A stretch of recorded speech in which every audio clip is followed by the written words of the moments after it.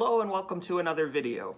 In this video, we are going to break down the different tiers of teams regarding how they spend and if they're a rich team or a poor team or somewhere in between. So as most of you know, baseball does not have either a salary cap or a salary floor, and this results in a wide variety of spending. You have some teams that spend crazy amount every year. You have some teams that spend practically nothing, and it changes every year. Some teams spend more certain years and less other years. But for this video, we're going to go based off the last 25 years or so. I think that's fair. So we're going to start off with the poor teams. I have 4 teams in this category: the Pittsburgh Pirates, the Kansas City Royals, the Baltimore Orioles, and the Miami Marlins. These are teams that basically just exist in baseball. They're not really trying to win. They just kind of hope they get lucky every so many years, and maybe they make the playoffs, contend for the playoffs, and maybe they have a decent attended season while doing it. But they're really just kind of like operating as a business where they want to try to make a profit, but not actually try to spend money to win. You know, every owner is different. I mean, to me, I feel like owners, you're buying the team to make money when you sell it later on. You're not buying the team to make money each year, like year to year, because the profit margins for that are not that big, you know, just as far as year to year per se. And these teams pretty much just exist. I mean, they might get lucky and make the playoffs here and there, but they're really not putting up the big bucks to try to like win. They're just kind of there as an entertainment product in these cities. Next up, we have our skilled cheapskates category. The Rays, Guardians / Indians in the past, and the Athletics. These are teams that generally are pretty much like the latter category, where they really don't spend, and they won't throw out huge contracts out there. They might spend a little bit, like the Guardians will usually try to lock up people before they, get really good, before they can't afford them. But basically, these are teams that are able to make up for not spending money through talented acquisitions in the farm system, trading. They've been able to make the playoffs much more than the teams in the latter category. And sometimes it's quite impressive that they're able to make the most out of pretty limited payrolls, especially like the Rays, because the Rays just really don't try as far as money spending.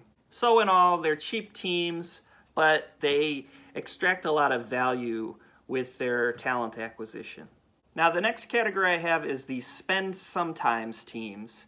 A lot more teams in this category, you can see there. These are teams that generally have a little bit more solid attendance, maybe a little bit bigger market, but not huge. They'll spend more than the teams in the first 2 categories, generally speaking, but they don't like break the bank like every year or most years, but they will throw out like a huge contract here or there. Like, I mean, the Tigers are spending big money in like the early 2010s, and the Reds spent all that money on Joey Votto years and years ago. But for the most part, these teams won't spend consistently, but they will throw like a big contract out there here and there that the small market teams would never give. And the next category we have are the middle class teams. These are teams that pretty much draw well most years. They'll draw really well if they have a really good year, and they will spend money and retain many of their players that, come through the farm system, things like that. Doesn't mean that they're always good.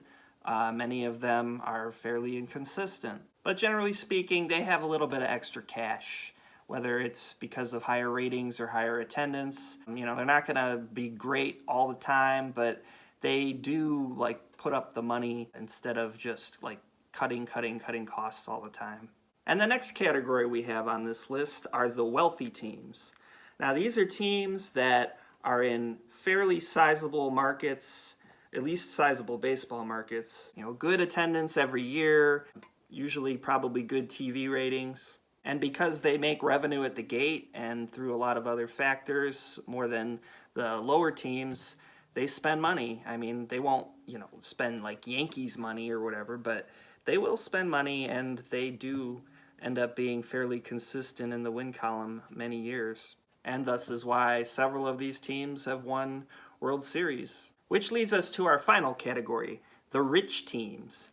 That would be the Yankees, Red Sox, Dodgers, and Cubs. These are teams that are going to break the bank fairly regularly.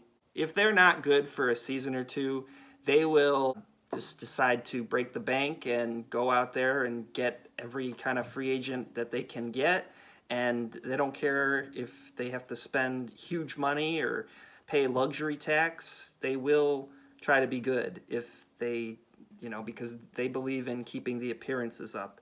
They have very solid attendance and likely very solid TV ratings, so that helps too. So they have a lot of cash on hand, I'm sure. And when you're dealing with markets like these, there's always going to be a solid cash flow because these are all very big cities. And thus they give out the biggest contracts pretty much always. So that is my categorization of MLB wealth in terms of cities/teams. Let me know what you think, and as always, thank you for watching.